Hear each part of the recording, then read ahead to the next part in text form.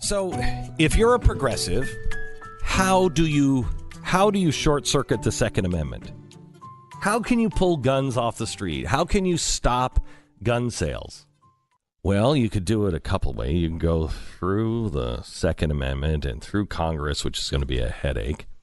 You could go after the manufacturers, which George Soros said, when I believe it could be a coordinated attack, we can talk to institutional investors and drop their stock. That is going to happen.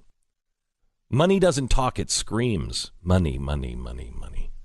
Stu, name the top 4 or 5 banks in America. All right. Number 1, JP Morgan Chase. Number 2, Bank of America. Number 3, Wells Fargo. Number 4, Citigroup. Number 5, Goldman Sachs. If you really wanted to circumvent and crush the industry, all you'd have to do is to go to, let's say, Citigroup and say, hey, Citigroup, don't take any more transactions from gun stores. Let's start here. Gun stores that sell guns to people under 21.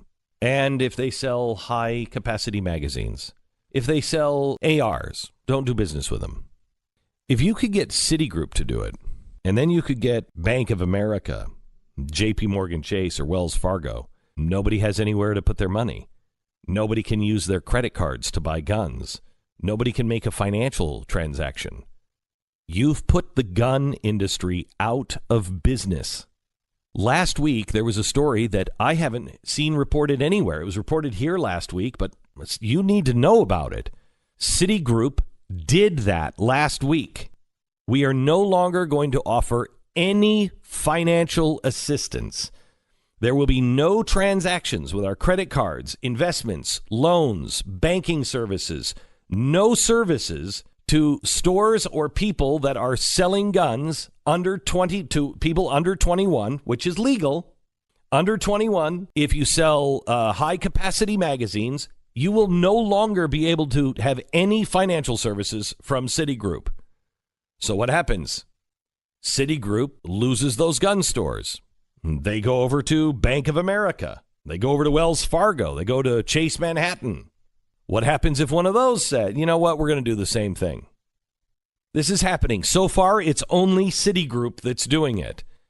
May I recommend, if you have money with Citigroup and you believe in the Second Amendment, you call them and let them know, I don't appreciate your new gun restrictions.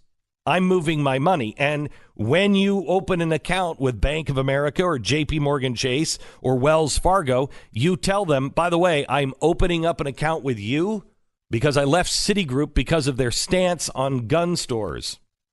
You have to show the power that you have before the other 3 banks, because look at this. It's Citigroup, Bank of America, JP Morgan Chase, Wells Fargo, and then Goldman Sachs. I don't know about you, but I've never seen the little kiosk for Goldman Sachs. It's not even, I don't even think of that as a bank. That's number 5. All you have to do is take 3 of these out. You take 4. Well, you think Goldman Sachs is going to? Yeah. We only take Goldman Sachs credit cards. Yeah, you think the American Express card is hard to buy stuff with. Try a Goldman Sachs credit card. That's $13.2 trillion in total wealth, but you take out those top 5 banks, you've taken out $10 trillion of that. Who's going to do business? If the top 2, 3, 4, 5 banks won't do any kind of commercial services for gun stores, gun providers, how do you buy them?